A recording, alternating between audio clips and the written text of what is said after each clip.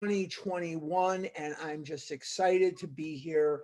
We are going to be talking today about steps 8 and 9. And what I'm going to do to the best of my human ability, and I've got the guy behind me kind of looking over my shoulder over here. He's going to make sure I don't make any mistakes. He's my guide. But we're going to talk about these steps 8 and 9, and we're going to try to blow some of the misconceptions of these steps out the window. And we're going to try to simplify them so that we're not so scared of them, that we're not so trepidatious about jumping into them. Uh, it is said that the result of the steps is a spiritual awakening. And that is very true. And without that, we would not be in a place of neutrality when it comes to food, when it comes to whatever it is that we're addicted to. But there are also some byproducts of this process that are very, very beautiful to experience. And they are very, very beautiful, not only for us, but for those around us, because the three byproducts of this, besides the spiritual awakening as the result of the steps, is we're going to get right with God. We're going to get right with ourselves and right with our fellow human being.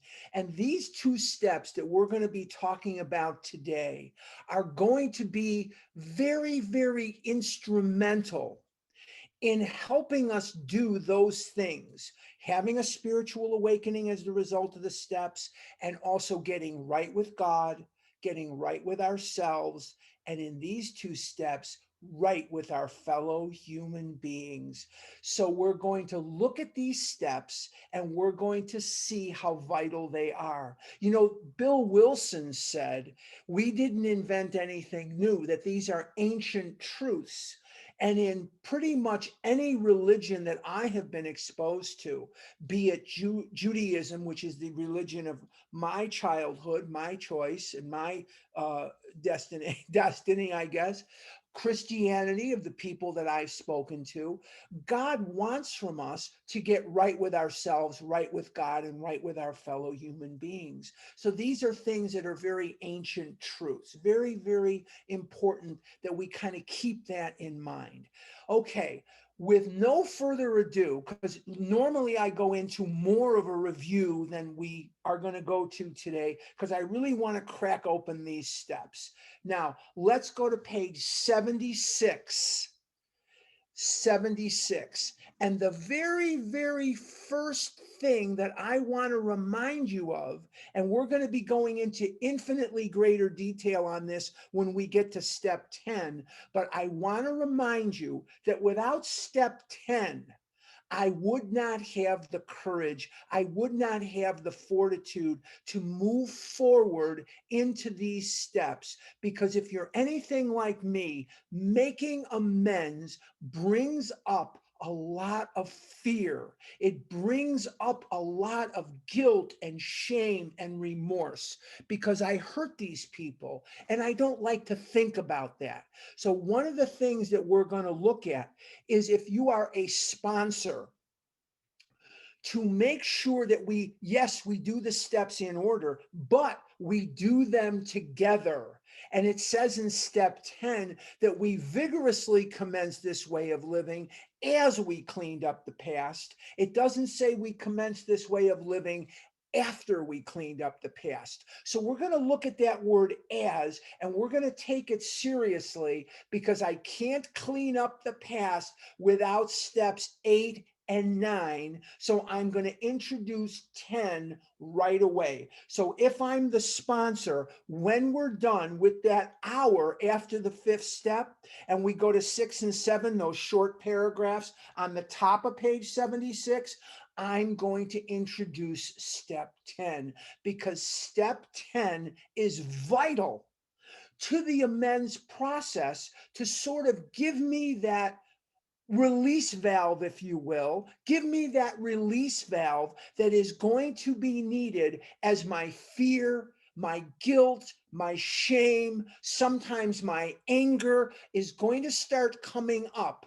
as I go forth to make these amends. And this morning, I'm going to talk about one three special amends, but especially one that I want you to know about. And these are things that bring up a lot of feelings. And what is the problem with the alcoholic? What is the problem with the compulsive overeater? It's the buildup of human emotion. And the solution to that problem for people like me is to eat these foods: Reese's peanut butter cups, corn dogs, French fries, pizza. Steamed broccoli never seemed to take the edge off for me. Steamed cauliflower never seemed to take the edge off for me. It was always the foods that were loaded with sugar, or foods that were fried, or in some way, shape, or form gave me what Dr. Silkworth calls the effect. The effect. What is that effect? That effect is that sense of ease and comfort that comes instantly by eating that food. Now, some people, and there are 139 of us here so far today, some people get that effect by not eating. They're anorexics, they're restrictors. Some people, I didn't used to spit when I talked. I don't know. I think this is a product of getting old. I don't know what it is. Now I have to serve towels with my showers. But the bottom line is that we have a situation where, sorry, we have a situation where it works for everyone equally. Some people are bulimic. They may be regurgitation bulimics. They may be exercise bulimics. They may be laxative bulimics, or combinations of those three things. They may be anorexic, restrictors. It doesn't matter. We need to do these steps because this is what is required of us to have this spiritual awakening. And these steps, 8 and 9 and 10 and 11 and 12, are going to be worked every day throughout our lives, because as things come up, we're going to see how these things perpetuate themselves. And if you know anything about me, I am a firm believer that every word of the big book was written by God Almighty. I think the guy behind me is wonderful, but I think God just used his pen. So with that in mind, let's go to page 76 and let's see what it says, and let's blow some of these misconceptions out of the water, so that whether you are the sponsor or the sponsee, we can make it simpler, streamline it a little bit, and we're going to bring that step 10 into the equation, because without step 10, I don't have that release valve for the guilt, the shame, the anger, the jealousies, all the various things that frequently come up when I am going out to make these amends. So let's take a look at page 76. It says, now we need more action, without which we find that faith without works is dead. And this is a biblical quote that is quoted many times throughout the big book, and it's from the book of James in the New Testament. Asking me questions about the New Testament, probably not the best idea you've had. I'm a little Jewish boy from the neighborhood, but I do know from talking to my people that this is from the book of James. And the book of James was one of 4 books that were heavily influenced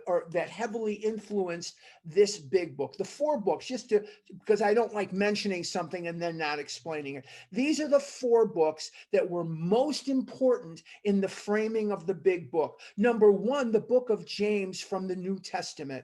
Number 2, The Common Sense of Drinking by Richard Peabody. Number 3, The Sermon on the Mount by Emmett Fox. And number 4, William James, The Varieties of Religious Experience. And the varieties of religious experience is even mentioned in the book, and it's the reason that you have the stories in the back of the book. William James was a psychologist, and in 1902, he did a series of lectures at the University of Edinburgh in Scotland. And these lectures, these things became the basis of his book, The Varieties of Religious Experience.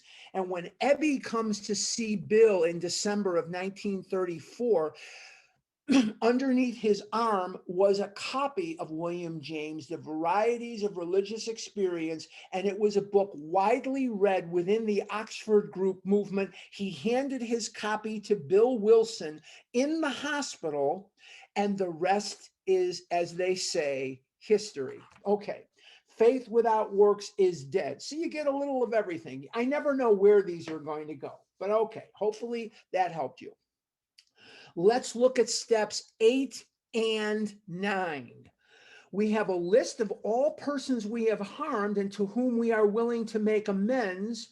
We made it when we took inventory. If I've harmed you, I'm going to fear you, or I sexually, it's a sexual harm.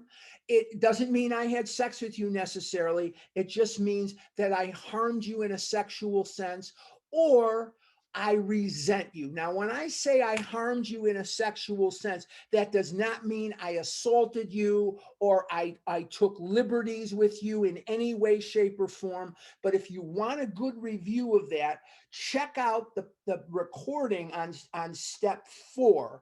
But the sexual harms section is vital because you don't necessarily have to have had sex with the person. What it means is you harmed them by using your God-given sex powers for something other than what they were intended for: manipulation or revenge, or just to satisfy yourself in terms of a social thing. Maybe you just didn't want to be alone.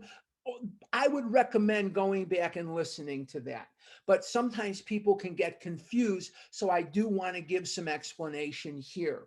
Okay, if I have harmed you, chances are excellent you're going to show up on my inventory, even if it's just a fear. Because if I owe you money or I've harmed you, I really don't want to run into you. But if you have people or a person that you did not put on your 4th step, but in considering it now, you've harmed them, but you didn't, you don't have a fear related to them. You don't have a resentment related to them. It wasn't anything sexual. Maybe you owed them money and you didn't pay them back. Maybe something, you put them down. So take a little bit of time in your mind. Sponsors, help your sponsees with this. Take a little time in your mind, in your mind, and you owed somebody money and it got past you. You were doing your 4th step, you really didn't think about it, but now you've thought about it. Put them down on your 8th step list. Okay, we subjected ourselves to a drastic self-appraisal. Oh, one more point. For a long time in OA, we used to burn our inventories after we did step 5. I don't know where that mishigas came from. I don't know who started that. It's really not a good idea. Do not burn your inventory. Sponsors, they're going to need that inventory to do step 8. So burning it is really not the best idea, because when you do that, now it's sometimes hard to remember. Now we go out to our fellows and repair the damage done in the past. We attempt to sweep away the debris which has accumulated out of our effort to live on self-will and run the show ourselves. If we haven't the will to do this, we ask until it comes. So step 8 is very similar to steps 3 and 6. What are steps 3 and 6 and 8? They are launching pad steps. What do I mean by launching pad steps? We are asking God specifically for the willingness to take action. In 3, we are asking God, or excuse me, we are making a decision. We're not asking God. We are making a decision to do what? 4 through 12 for the rest of our lives. And when we do 10 and 11, we're going to visit 4 through 12 every day for the rest of our life. In 6, we're asking God for the willingness. We're not asking God for willingness in step 3. Sorry about that. We're asking God in 6 for the willingness to do 7. In 8, we're really asking God for the willingness. We've got the list in front of us. Sorry. We're asking God for the willingness to take the action necessary to make amends to the people that we've harmed. So there is a similarity between 3, 6, and 8. 3, 6, and 8. Remember, it was agreed at the beginning that we would go to any lengths for victory over alcohol. And we're going to see that theme repeated twice in this chapter. And it's something that comes from page 58. And it says on page 58, if you want what we have and you're willing to go to any length to get it, then you are ready to take certain steps. So, this agreement to do whatever is necessary is going to be repeated and reinforced. And that is very, very important. Remember that God, in his infinite wisdom, he teaches through repetition. He teaches through repetition. That's called spiraling the information. And the reason that that's important to note is if it wasn't important, God would probably not be repeating that information as often as he does. So it's very important to remind ourselves, whoa, this is not only important, but it's in italics, something I better pay attention to. So as we stand on the precipice of step 9, not page 9, step 9, sponsors reinforce. It's very important that we reinforce, not only is this a repetition of a very important piece of information, but it is in italics. And when they italicize something in the big book, remember that it costs them money that they really couldn't afford. So believe me when I tell you, when they went in their pocket, and there wasn't much in there, but when they would go in their pocket to put italics in there, it was because they knew that this was vital information. And what in this is so important? Remember, it was agreed at the beginning that we would go to any lengths for victory over alcohol. And remember that it says in chapter 3, any lurking notion, that we're going to handle this ourselves. This is a very parallel kind of thing. There cannot be lurking notions of who you don't want to make amends to. That is going to be fatal, because remember something, and this is something that you'll hear me talk a lot about. Sam Shoemaker taught the boys at the Cavalry Mission in New York City. Sam Shoemaker was an Episcopal minister, and he was the front man, he was the point man in New York for the Oxford Group movement. And Sam Shoemaker, he believed, and on page in a book that he wrote called Twice Ministered, he put on the 4 impediments to God. And what are the 4 impediments? What is an impediment for those who may not know? An impediment is something which stops or slows progress.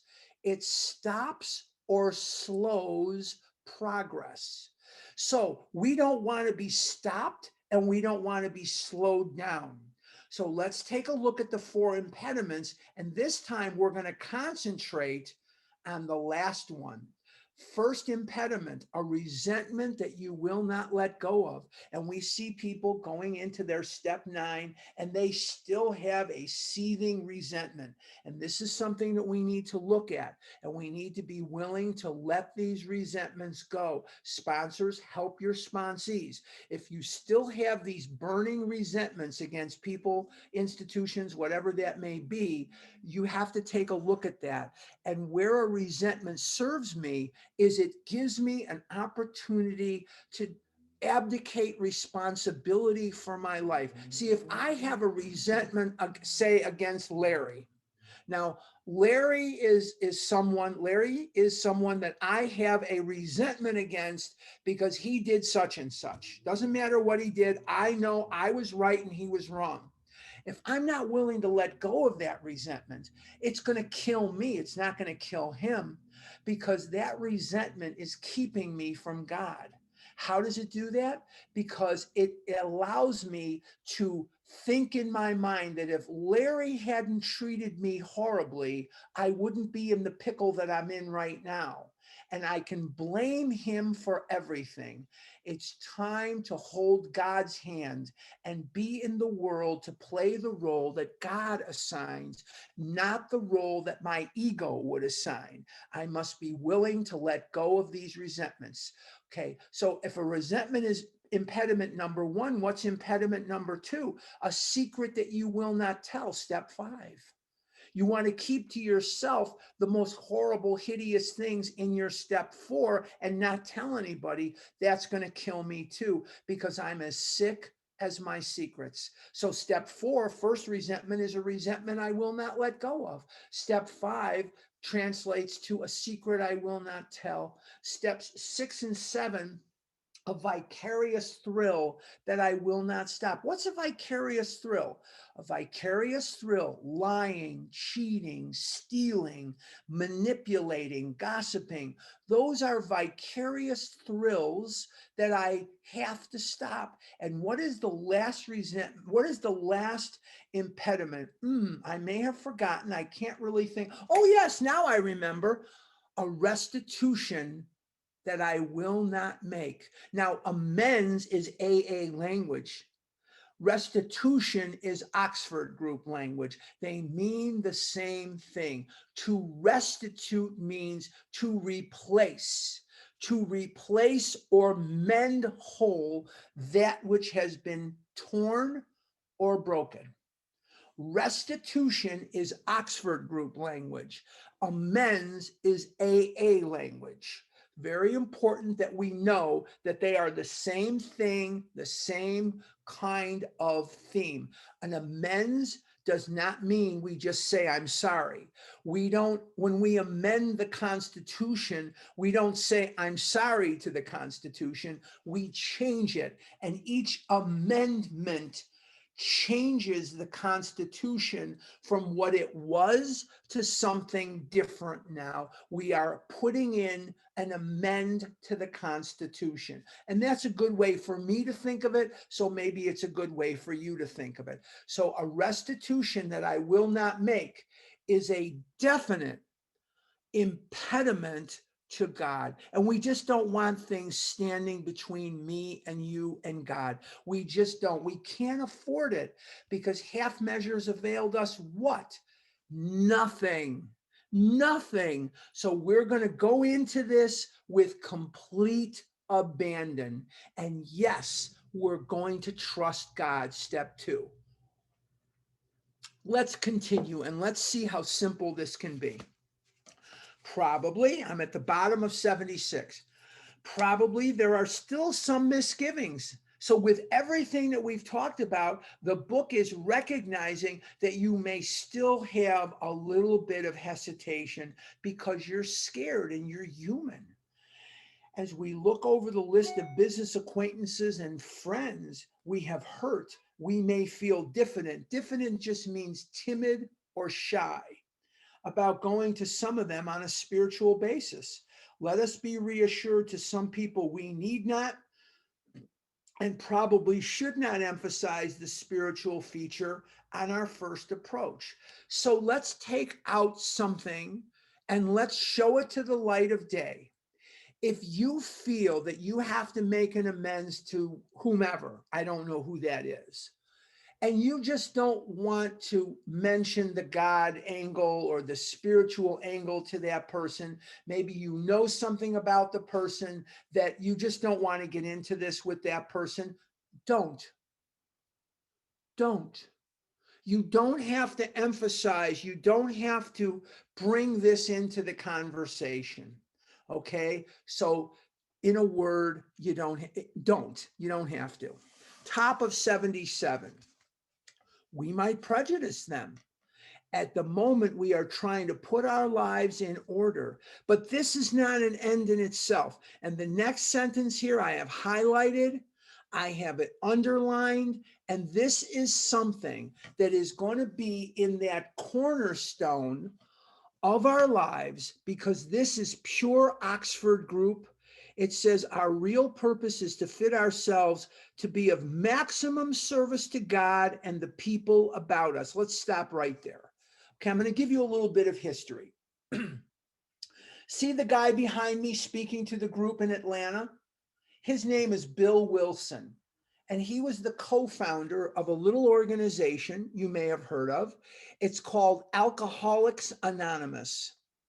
But when he was in the Oxford group during 1935, 36, 37, and 38, they pressured Bill Wilson in New York as best they could to go after the guys from Wall Street that he knew in his heyday as a stock speculator. And he kept saying to these people in the Oxford group, you don't understand. I have in my heart, it just rings true that my life's purpose is to help the drunk get sober.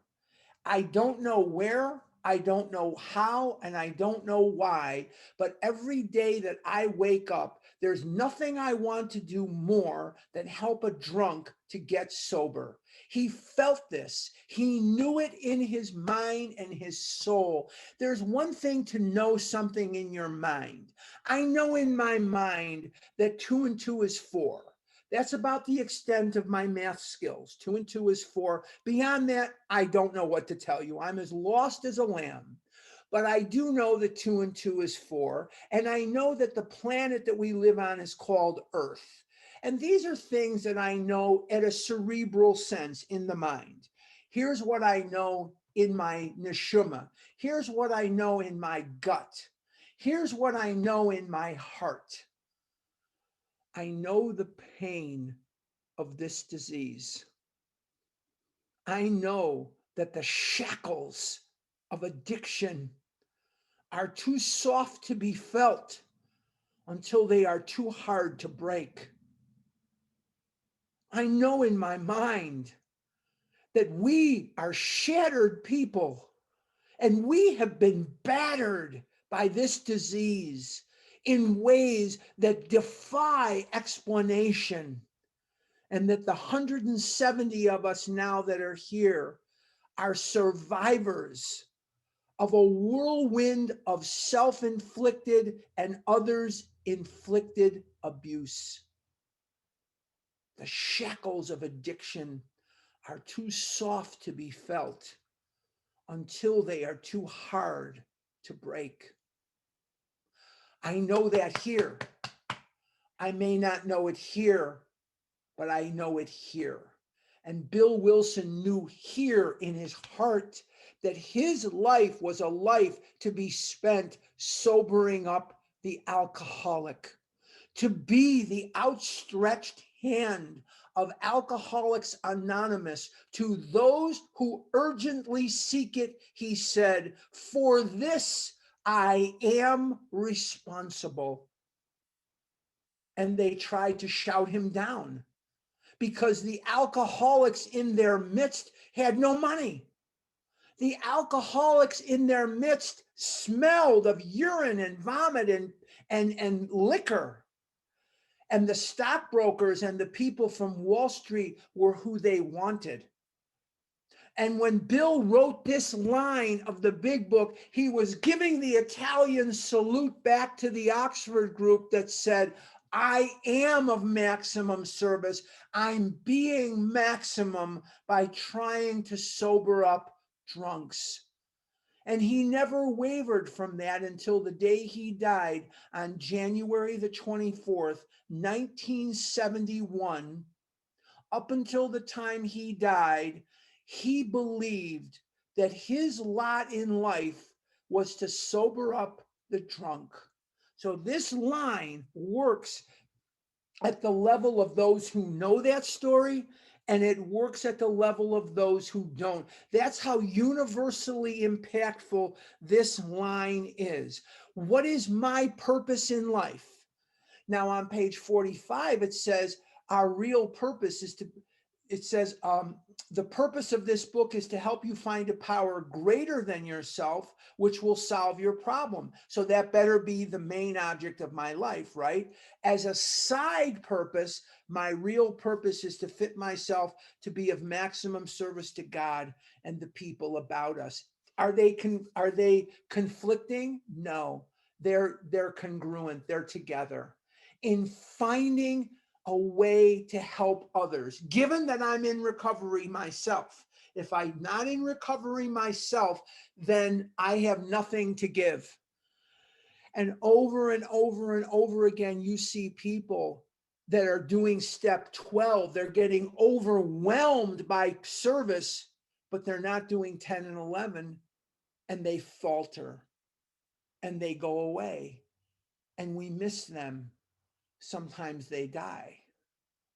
Sometimes it takes years for them to get back. So it's one thing to want to do service. That's great. That's important. But remember something. You have to be in recovery. You have to be in recovery. You have to look at yourself and take care of 10 and 11 before you do 12. So this is a very important line and a very important context. Sponsors, when you see your sponsees and they're sponsoring half the Western Hemisphere, time out. Hold everything. Take a minute to look at what's going on here, because we can, in our enthusiasm, go out and overdo. There is a time to serve, and then there is a time to work on ourselves. We must do our own care, and then we have something to give. Very, very important. So, step 12, vital. Step 10 and 11, as vital or more so. As vital or more so. Okay, so let's not inundate ourselves with service. I can't count the number of people. They're sponsoring this one, they're sponsoring that one, they're chairman of this meeting, they're doing this, they're doing that. And the other thing that does is it takes service positions out of the hands of worthy people. And that's why we rotate service. Very, very important.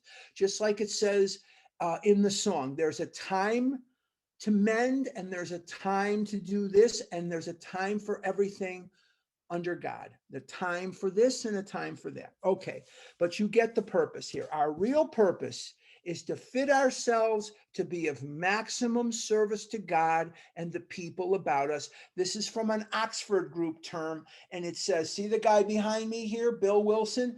He was given the Italian salute, but are you being maximum is the Oxford group. Are you being maximum? Yes, I'm being maximum should be the retort. So being maximum also means you have something, you are in recovery, so you have something to give. It is seldom wise to approach an individual who still smarts from our injustice to him and announce that we have gone religious. In the prize ring, this would be called leading with the chin. Why lay ourselves open to being branded fanatics or religious bores?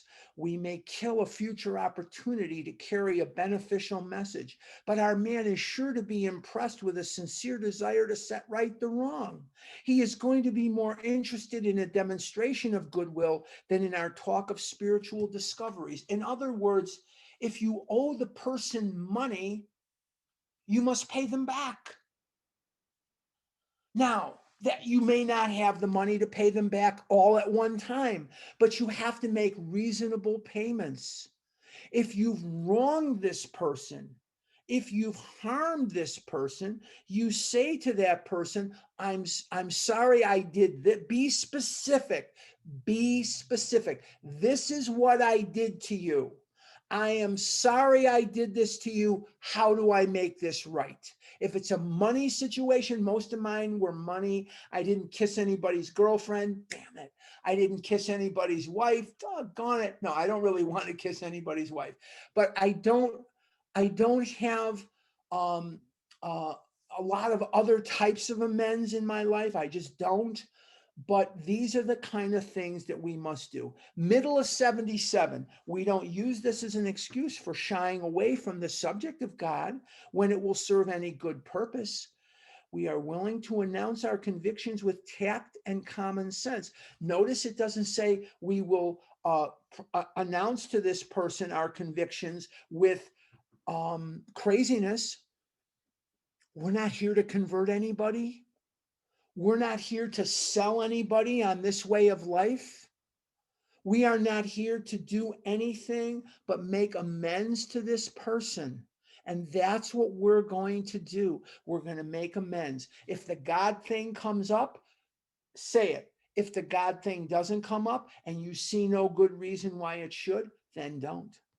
The question of how to approach the man we hated will arise. It may be he has done us more harm than we have done him, and though we may have acquired a better attitude toward him, we are still not too keen about it, admitting our faults.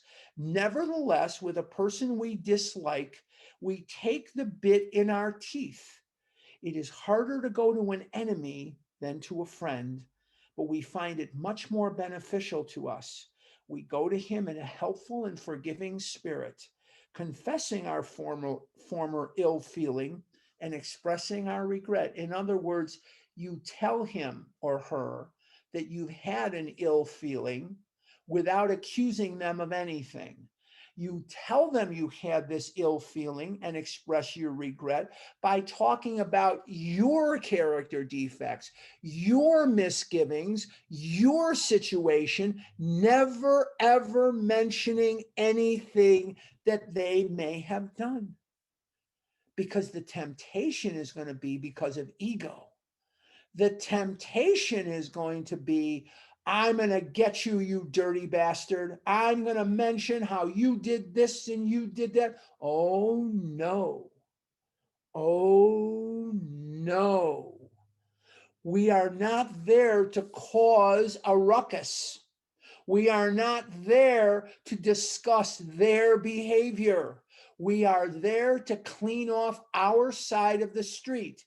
So if I have Joe and I have a lot of ill feeling toward Joe, I feel he's really harmed me, I can say to Joe, Joe, I have had a lot of ill feeling towards you. I know that this is my ego, my character defects, my failings and shortcomings that have caused that ill feeling. I'm very sorry I harmed you. I'm very sorry I stepped on your toe or whatever it is that I did to Joe. I do not say to Joe, Joe, I know that you're sick in the head. I know that the witch you're married to is a real piece of work. I can only imagine what you go through on a daily basis. Oh, no, no, no, no, no, no.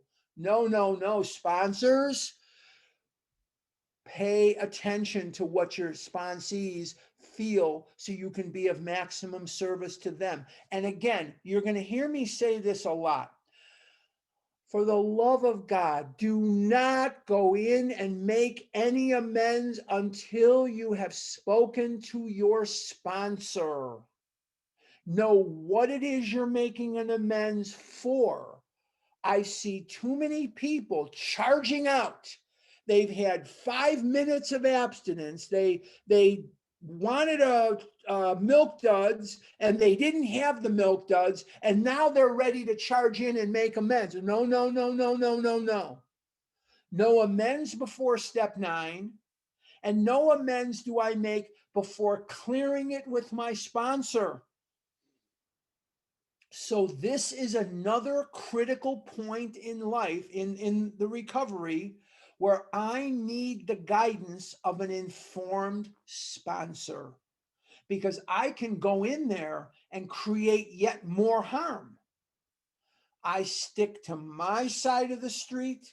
I talk about my shortcomings, and I am there to show contrition for things or a thing that I did to this other person. And I am there to make amends. I don't want to keep saying it over and over again, but I am going to say it one more time here, because this page is screaming out at it. Do not, under any circumstances, fare forth and start making amends on your own without the guidance of a sponsor. Please don't. Bottom of 77. Under no condition do we criticize such a person or argue. I'm not there to fight. I'm not there to argue. I'm not there to create more harm. And for the love of God, write this down. Sponsors, write it down. Sponsees, write it down. I'm not there to be right. I'm not there to be right. I'm there to make amends for the harm that I have done to this person in the past. Please give up this idea that you have to be right. I don't have to be right. I'm only there to do God's work. Very, very important. Simply, we tell him that we will never get over drinking until we have done our utmost to straighten out the past. Now, I want to tell you something that's historically important to know. We get this impression that Bill met Bob and Bob got sober and AA came out of their nose. Absolutely untrue. Bill met Bob on Mother's Day, 1935, May the 14th, 1935, May 13th, 1935. Okay. And Bill and Bob went up in the Cyberling gatehouse, and Henrietta Cyberling and Ann Smith and Smitty and Susan. Smitty and Susan were the Smith children, and the Cyberling children were there. And Bill and Bob came down. It was like Moses coming down from Mount Sinai, and he had the 10 Commandments, or the Old Testament, as some of you would refer to it, and AA just came out of their nose. Didn't happen that way. Hate to tell you, didn't happen that way. Bill gave everything he had to Bob, but Bob had one more good drunk left in him. Okay. Bob went to the American Medical Association convention in Atlantic City, New Jersey. Now, there's a mistake in the big book. No one dare correct it, but there's a mistake.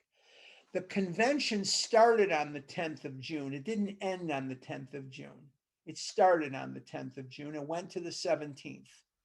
And Dr. Bob had been going to this convention for many, many years. And Ann Smith begged Bill Wilson, the guy over here, not to let Bob go.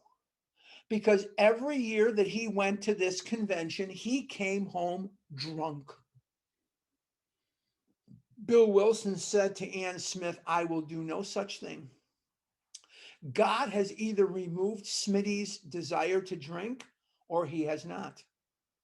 And Dr. Bob had been plotting in his mind, because he had a lurking notion that he was going to get drunk at the convention, no matter what this yokel from New York said. And he was drunk before he got on the train in Akron.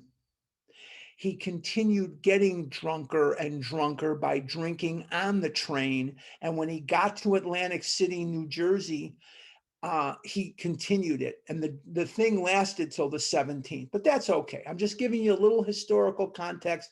The dates are not important, but the dates in the book are off. The convention didn't end on the 10th. It started on the 10th. Okay, no big deal. Just give you a little information. Now, Dr. Bob ends up on Saturday, June the 15th. He is in Ravenna, Ohio, at the house of his nurse. When I say nurse, this is the woman who ran his practice. She calls up Ann Smith and says, Annie, guess who's at my house? Drunker than a skunk. And Ann Smith is just beside herself. Here's Bill Wilson living at their house. After all the conversations and all the gesticulations, there's Bob drunk again. She didn't know what to do with herself. She says, Bill, you go get him. I don't even want to deal with it. You go get him. She gives Bill directions. She gives him the keys to the car. Bill goes out to get him, brings him back to Akron to the house. Now, Dr. Bob had a surgery for Monday that he had scheduled. And he was the only one that could really do it. He was a proctologist. I'm glad Dr. Bob wasn't operating on my procto that day because he was shaking pretty good. And on that morning, the 17th, not really the 10th, but that's okay. Dr. Bob got something from Bill Wilson that a lot of sponsees wish their AA sponsors would give them.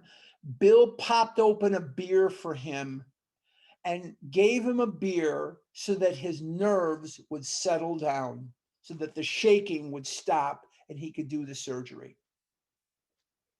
Bob goes to the hospital, he does the surgery, but Bill and Bob had an agreement that as soon as the surgery was over, Bob would come back to the house and continue resting and get sober. Bob is nowhere to be found. Nowhere to be found at all whatsoever. They don't know where he is. They're calling and he had left the hospital hours ago. Can't find him. Bill assumes that the beer triggered the allergy in Bob and that he's off to the races again and he'll eventually turn up. Bob had a habit of registering at hotels to get drunk under phony names. And he would register under a phony name. So they would check the hotels and they would ask for this one, or they would ask for, Clem Cadiddlehopper, or, McFleazel, whatever the heck it was that he would register under. 11:45 at night, Ardmore Street, Akron, Ohio. If you've ever been to Dr. Bob's house, it's on Ardmore Street in Akron. Walking down the street sober is Dr. Bob. Sober as the wall. What had changed? What happened? There was one step in the 6-step Oxford group movement that Dr. Bob had decided he was not going to do. He was not going to go about making amends to people that he had harmed. Why not? Because he felt that by doing that, everybody would know that he was an alcoholic. What Dr. Bob was in denial about was there was only one person in Akron that knew Bob that didn't think he was an alcoholic, and that was him. Anybody that knew Bob knew that he was an alcoholic. And what he did on that special day, June 17th, 1935, or in the book, June 10th, 1935, he went about making amends to people that he had harmed. And he never drank again, ever, throughout his life. He now had completed the process.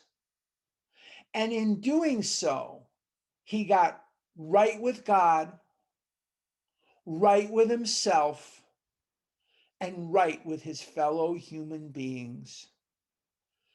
He had some thoughts of drink, but he never found it necessary ever throughout his life to ever drink again.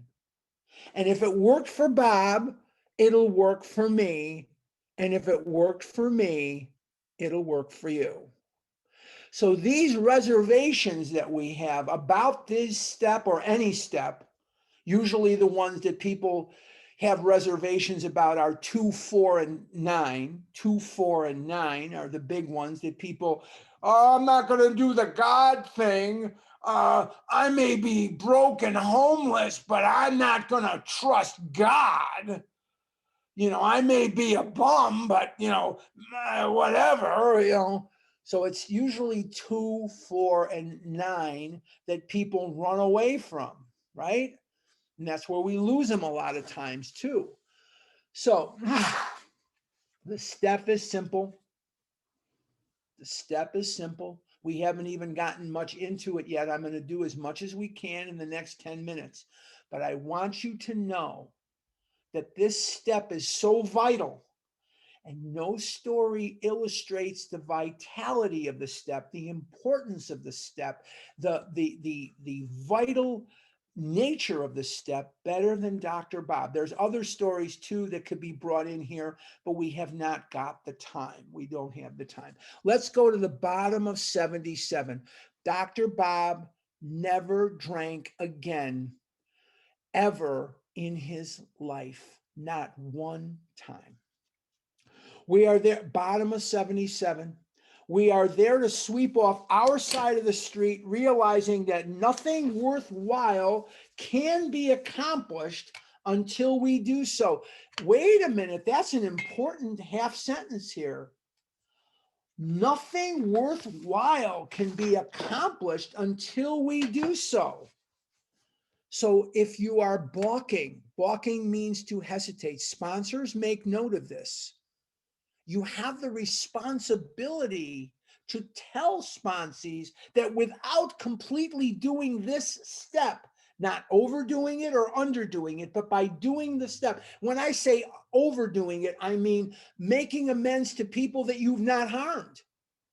And I get that sometimes too from my sponsees. They want to go out and make amends to everybody.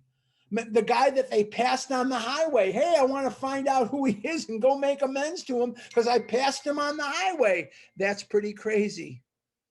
That's pretty crazy. Okay. Nothing worthwhile can be accomplished until we do so. Never trying to tell him what he should do. When we say he, we mean the other person that we have harmed. Okay. His faults are not discussed. We stick to our own. You're not there to be right. You're not there to win a battle. You're not there to be up one on this other person. You are there to show your contrition and to demonstrate willingness to right the wrong if you can. If our manner is calm, frank, and open, we will be gratified with the result. It's not always what you say, it's how you say it. Yeah, I know, I did this, but yeah, you being an idiot, of course, whatever. You don't do that. Calm, frank, and open. Calm, frank, and open. How many of you, it's 181 of us here, how many of you would tune in next week if I got on here and said, you guys are idiots and you guys are screwed up? Would you come back again next week? I don't think so, not unless there's something wrong with you. I'm calm, I'm frank, I'm open. I hope I'm calm, I'm frank, and I'm open. But if I talk down to you, or I talk to you in a manner that let you know I think you're less than human, I don't think you'd be back here anymore, because people don't want to do that to themselves unless something's wrong there somewhere. Calm, frank, and open will be gratified with the results. In 9 cases out of 10, I'm on page 78. The unexpected happens. Sometimes the man we are calling upon admits his own fault. I've had that happen. So feuds of years standing melt away in an hour. Rarely do we fail to make satisfactory progress. Our former enemies sometimes praise what we are doing and wish us well. There's something inside most people that is helpful of the striving, provided that they see progress. Somebody very, very wise, he's no longer alive. He said something to me, and I try to remember it as best I can. He said to me, Harlan, be helpful and forgiving of the wrong, the weak, the unknowing, and the elderly. He said, for in your life, you will be all of those things: weak, wrong, elderly. You will be all of those things, the striving. Be helpful and supportive of the striving. Be loving and kind of the errant. And be compassionate And he tried to teach me that you need to remember that we are all human beings, no greater or less than the other person. We are all human beings. We're not bad people trying to get good. We are sick people trying to get well. Be compassionate with the weak, the wrong, and the unknowing. Be helpful of the striving and loving of the elderly. For in your lifetime, you will be all of those things.